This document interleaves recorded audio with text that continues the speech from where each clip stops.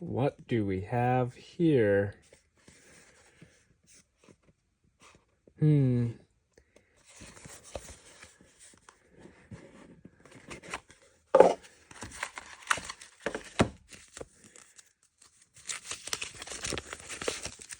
Caution, all the knives are sharp.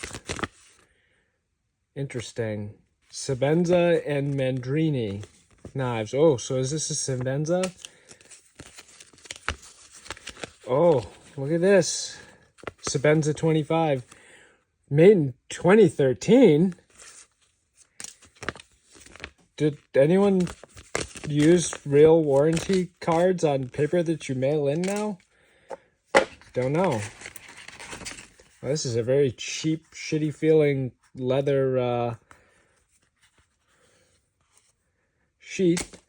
This isn't a Sebenza. This is an Umnumzaan. What is this? This is a $50 AliExpress counterfeit Umnumzaan. If this didn't have the Chris Reeves logo, the Made in Idaho, all of the tripe that makes it try and be a Chris Reeves, this would be a really good $50 knife. I'd be really mad if this was $250 or more and somebody was trying to convince me that this was a real Umnumzaan. So, ignoring the counterfeit nature of this, this is actually a pretty good knife. And it actually has some improvements over an actual Umnumzaan. Real Umnumzaans, the belt clip is in line with the blade lock, which kind of looks cool when you're looking at it like this, but it makes it sit goofy in your pocket. The real Umnumzaans also have bushings for the pivot. This knife, ceramic ball bearing.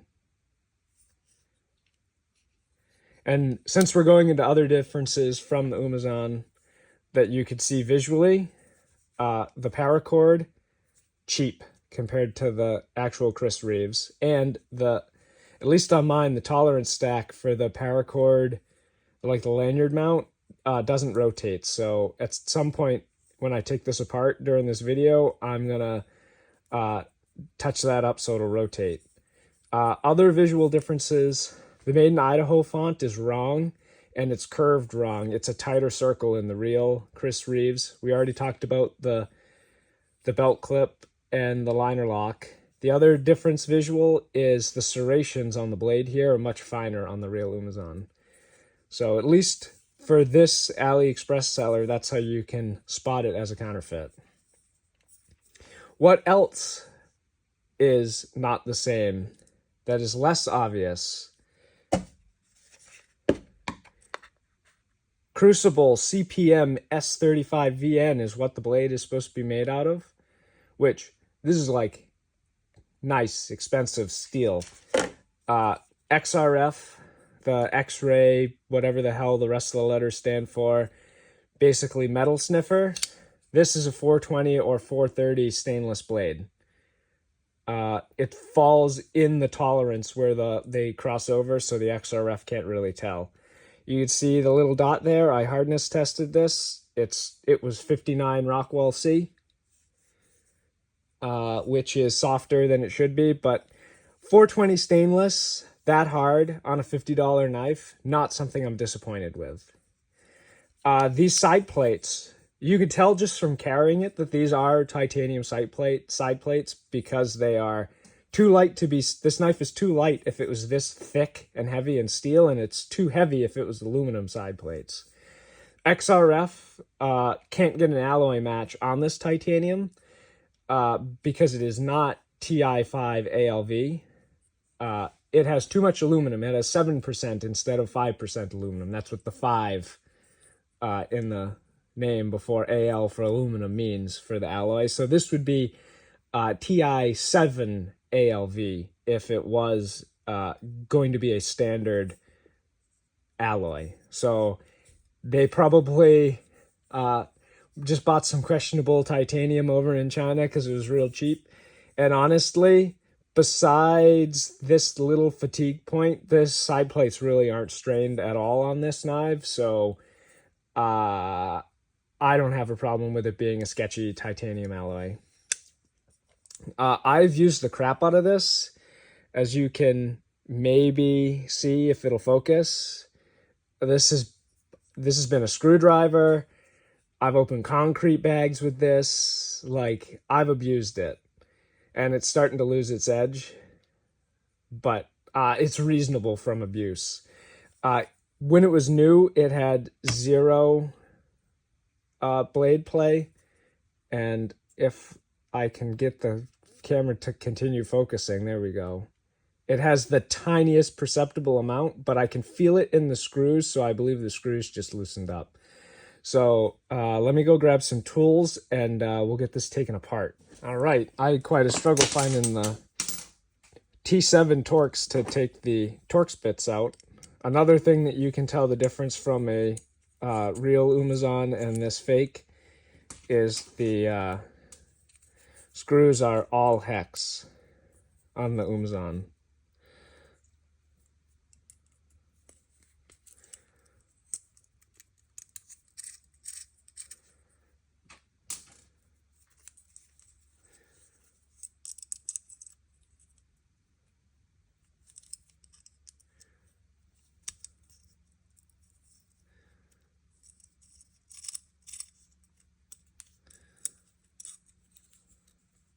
Probably didn't need to take the belt clip off just for the disassembly, but in the interest of thoroughness, you're going to need 2 M3s.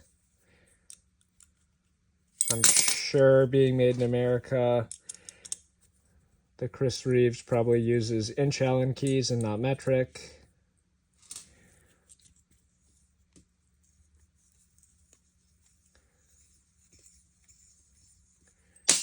And the moment of truth, we're going to find out if this actually has ceramic ball bearings or not. Oh, it does seem to have ceramic ball bearings.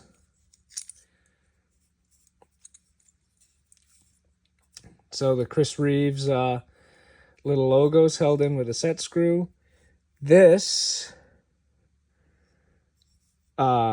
single, come on, focus. This single ball bearing in here for the pivot lock also seems to be a ceramic bearing.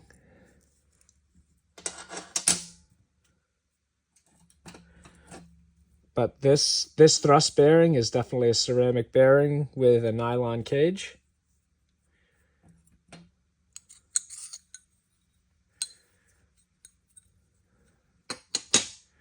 Same with on this side, and it has a thrust washer in there too that's stuck, because the titanium would definitely just get destroyed by the ceramic ball bearing. Significant difference in hardness there. So you can see the ball bearings have made tracks on the blade where it runs, and same with the liner lock detent. Otherwise, all of the tooling and manufacturing marks on this knife, even the hidden ones, you know, like, this is really, like, well made. I'm really disappointed that they're selling this as a counterfeit and not just a dupe, because I would love to be able to recommend this knife as a dupe, because this is actually really well made. The only complaint I have for manufacturing quality, if you'll focus, is they did not deburr the hole that the paracord goes through either. This stupid lanyard post, or whatever you want to call it, is the worst manufactured part in this whole knife. Everything else is, like, pretty legit. The blade stock, this pin here that's kind of like a spool shape. Come on, focus. This looks real good. Well made. The pivot screw looks good. It looks like there was some sort of retaining compound in here. Not sure what. But whatever it is, it didn't really hold. Probably like some sort of Chinese off-brand Loctite. It's still sticky, so I don't think it's like Loctite. I think it's some sort of friction paste. But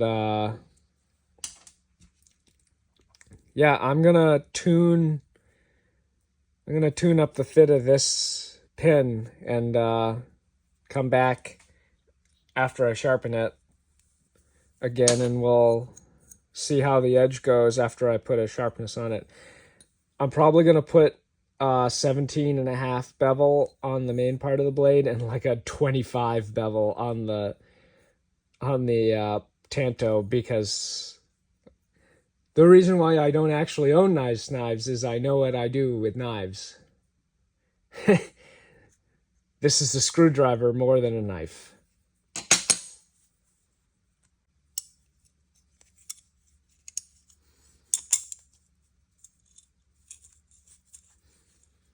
Ah, I didn't even really need to turn it that much. It literally just needed to be deburred.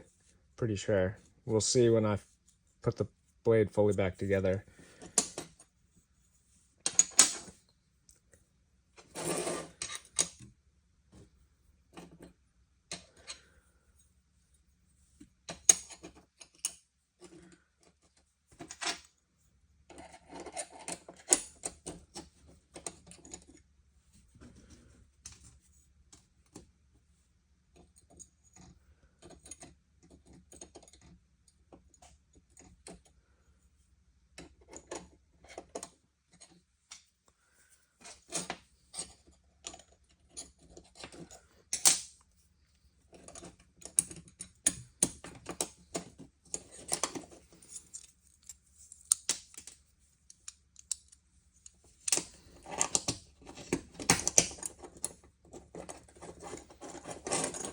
Okay, now I just feel like a fucking idiot.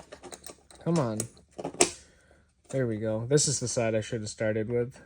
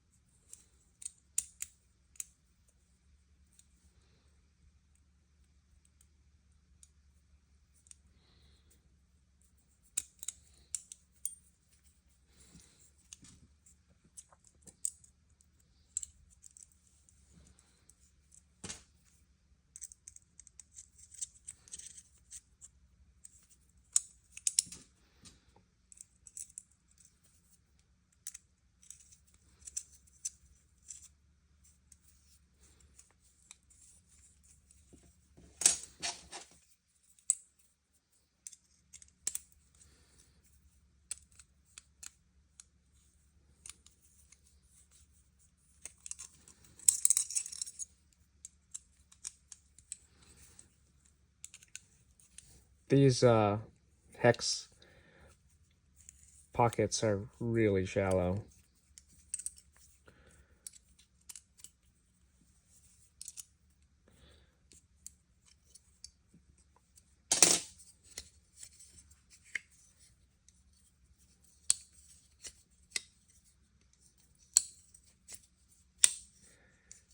It's still tightened up. It's still a lot smoother than an actual Umnumzaan. And there's no play again.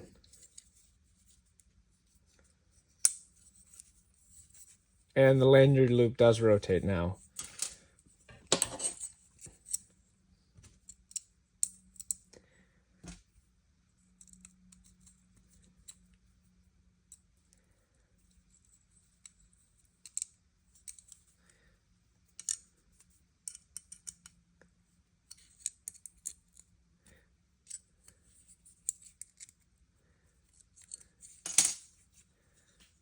Oh, I guess it doesn't. I had these screws a little loose and it let the lanyard loop rotate.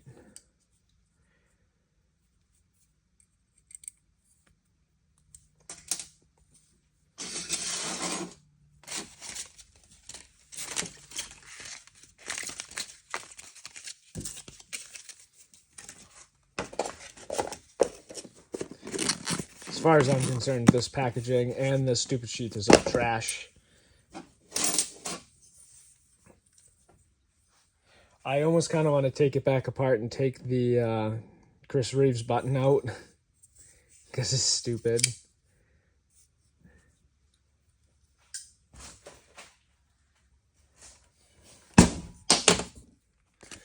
Well, as you can see, I don't know how to sharpen a tanto. So I'm gonna have to figure that out before I sharpen this the next time so I can get the point back. But she's sharp.